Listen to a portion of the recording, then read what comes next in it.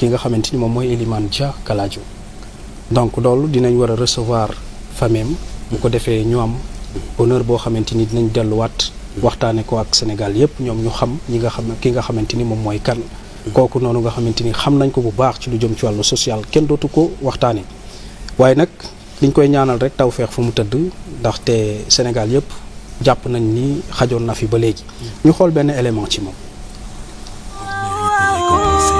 L'histoire de Fortune Capital est intimement liée à l'histoire personnelle d'Abdoulaye.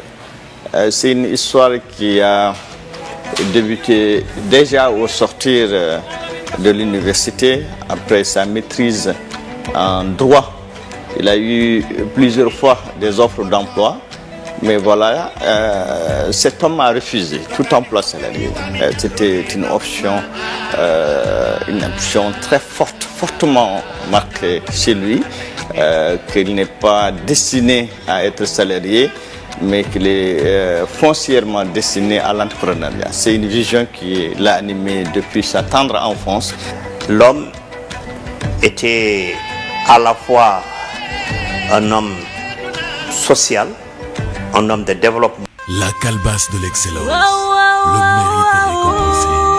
La calebasse de l'excellence, le mérite est récompensé. koo xamante ni doon nañu ko rendre hommage par rapport ak liggéeyam ak fi nga xamante ni taxawoon na fi réew mi ku dem fi nga xamante ni moo di à la source fi mu fekk baax di nga xam ni tey ñooñu ñu ngi koy jooy ba tey te noppi wuñu Mamadou Dia tey ñëw pour honorer présence boobu noonu fekk si aussi honneur bi nga xamante ni Pape Amadou delloo nag ko Dia ñu nuyu la bàyyi la nga nuyoog téléspectateurs yi. ñu ngi lay fay et di nuyu également l'ensemble des participants à ce plateau.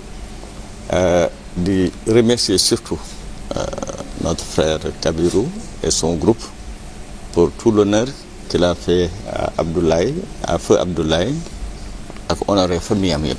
Donc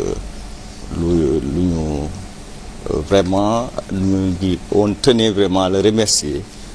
Loolu moo waral sama présence tey waral sama présence aussi pour man pour lui dire donc tous les remerciements en tout cas mbégte bi famille bi yëpp am ci hommage bu mu rendre Abdoulaye ci liggéeyam ci taxawaay bi bu amoon biir Sénégal ci yéene bu mu amoon aussi pour communauté am ak pour l'ensemble du Sénégal donc Kabirou merci.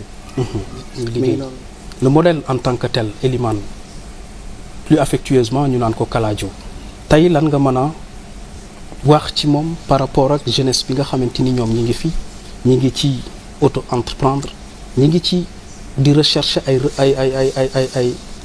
ñoo xamante ni modèle lañu ay référence lañu ay champion lañu comme niñ ko mën a waxee ay champions locaux lan nga ñu mën a wax tey ci modèle bu mel noonu pour que jeunes yi tey mën ci gën a jàpp référence. Merci de me donner l'opportunité de parler d'Abdoulaye di wax ci moom référence bu mu nekkoon fii ak modèle bu mu nekkoon déjà jot naa ko wax ci vidéo présentation bi en français que sa particularité mooy que ni déjà moom c'était clair qu'il va devenir entrepreneur. C'était clair dans sa tête qu'il va créer des emplois.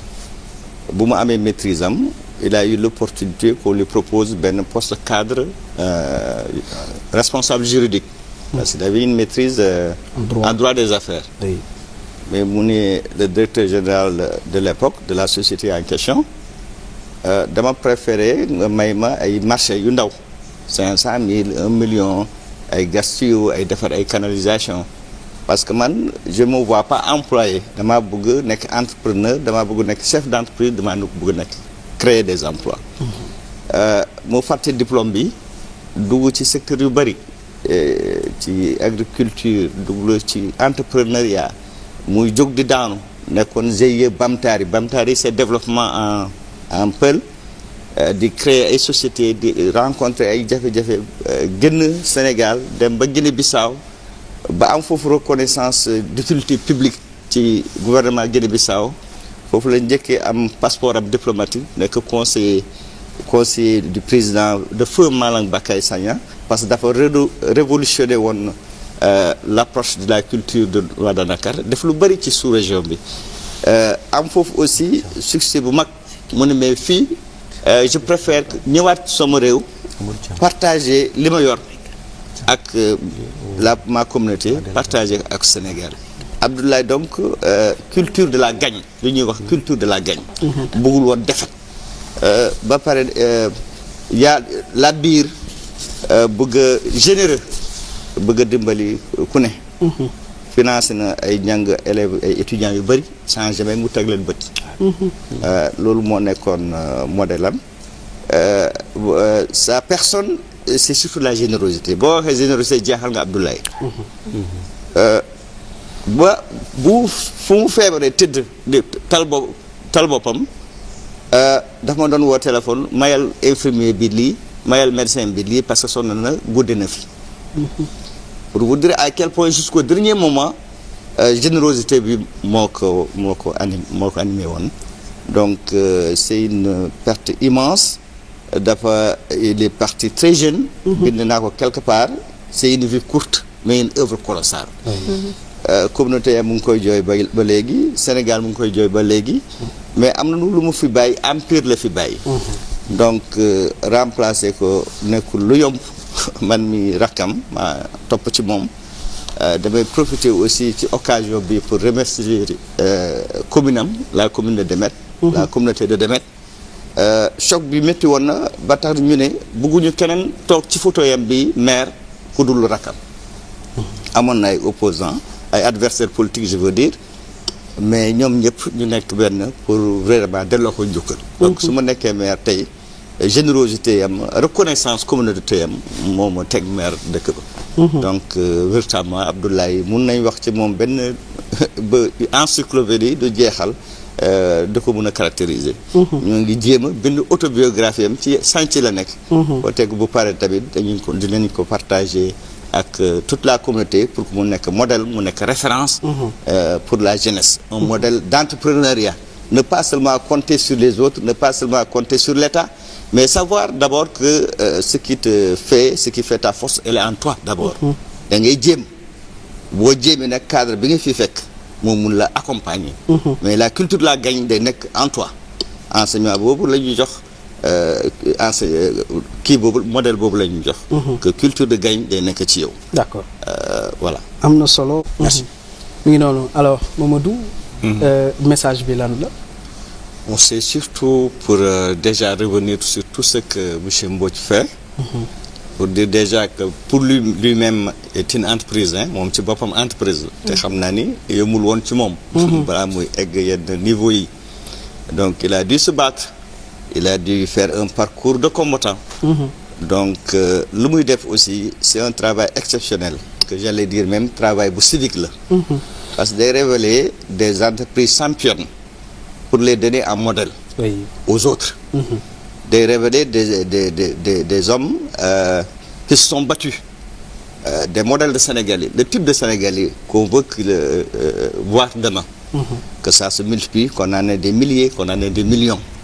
Ça pose également la problématique de l'éducation aujourd'hui. Ça pose la problématique de l'employabilité. Aujourd'hui maire boo rencontrer problème majeur mooy emploi des jeunes. Oui. parce que li des yëpp on peut le négocier mais employabilité bi ak emploi jeunes yi dafa nekk lu prégnant maire bu nekk loolu moo ko tere nelaw. donc c'est important que initiative di mel ni ONFP ñu mun jokkoo ak élus locaux yi ak maire yi. pour que ñu mun a am ay quotas mun a travailler ci employabilité des jeunes. parce que ñëpp mënuñu ok la formation classique l'éducation classique dafa am ay limites.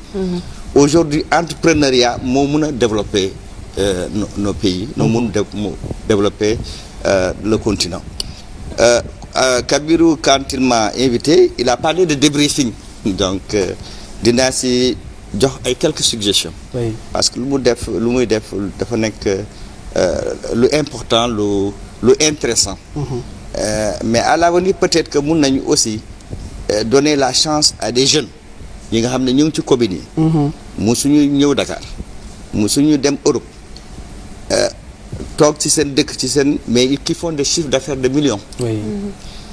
et qui ont besoin aujourd'hui d'être mis sous la lumière que les dispositifs d'accompagnement de l'État comme FONGIP comme ONFP mun leen booster mun leen accompagner.